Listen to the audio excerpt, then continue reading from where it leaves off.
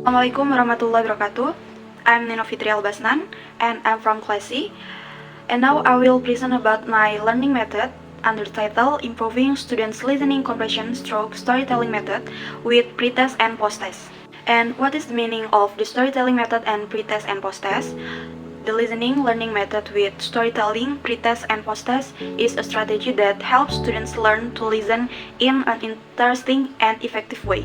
So the pretest is conducted before the learning, while the posttest is conducted after the storytelling session to evaluate the extent to which students understand the material after learning.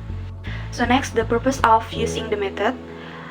The purpose of using the method can be an effective method in helping students understand the sequence of events in an interesting and interactive way.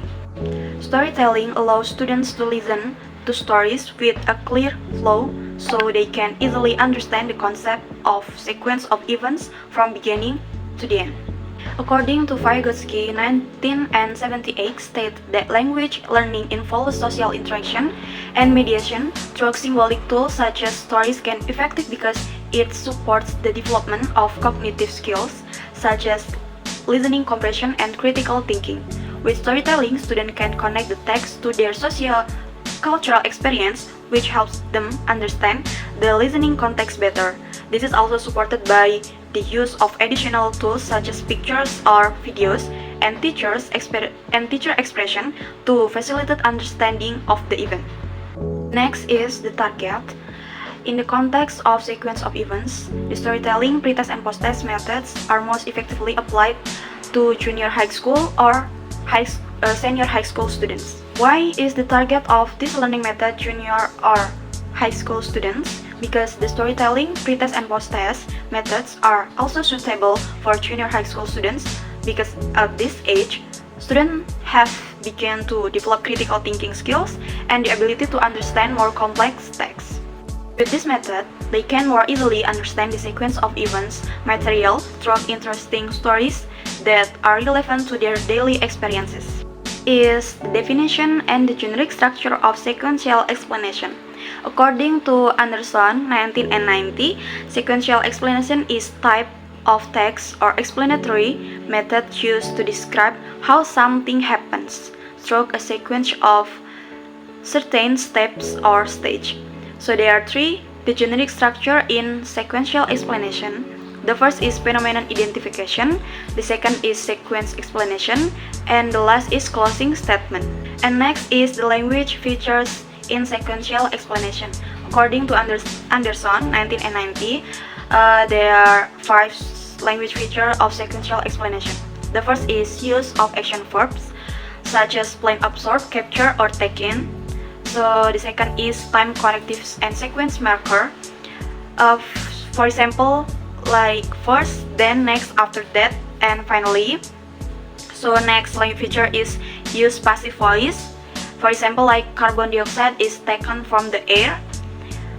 So the fourth is technical term such as chlorophyll, glucose, or oxygen. And the last is use present tense. In the next slide, I will explain the definition of photosynthesis. Photosynthesis is the process of forming carbohydrates from water and carbon dioxide with the help of sunlight. So this process occurs in green plants that contain chlorophyll, which is the green substance in leaves. So before the teacher starts the learning method, the teacher will explain the relationship between sequential explanation and the process of photosynthesis. And now we are going into the learning method.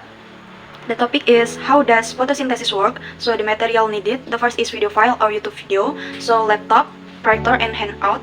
So next is the learning method. The first is the teacher gives paper containing several questions for students to work on for about 5 until 8 minutes. So next, after finishing, students can submit the question paper to the teacher. Next, the teacher will play a video about the process of photosynthesis twice, but previously, the teacher will ask students to find several keywords in the video, but during the second video playback. For the first playback, the teacher will explain to students about the sequence of events in the video using the storytelling method. So in the second playback, students will be allowed to watch the video without the explain from the teacher, and students find several keywords like the instruction at the beginning. So next, after students find several keywords, they will be asked to develop the word into a sentence. Next, the teacher will form students into several groups, 3 until 4 students. Then, the teacher will give piece of pictures containing the sequence of events from the video that was played earlier, and students are asked to sort them. So the next is group. The group creates a sequence of events based on the story they hear and the picture that has been given. The group designs and represents the story in their own style, using storytelling method. Each student will explain one event while showing a picture. So next, each person in the group must tell at least one incident, turn-taking concept. So last is, after storytelling session is over, students listen again carefully and work on an individual post-test that contains questions similar to the pre-test but with an emphasis on deeper understanding. And for the assessment, there are 2 assessments in my learning method. The first is group assessment. The activity is creating storytelling and group discussion. So the objective is students work in groups to understand and apply the concept of listening through storytelling and understand the sequence of events in the context of active listening. So the second assessment is individual assessment. The activity is doing pre-test and post-test. The objective is students measure their individual understanding of the sequence of events and the concepts of listening through pre-test and post-test activities. Last, for the closing, the teacher provides conclusions from the material that has been presented. The first is the teacher provides a conclusion from the material that has been learned and connects the activity with the concept of photosynthesis that students have experienced. So next is the teacher gives students the opportunity to ask questions if there is material that is not well understood.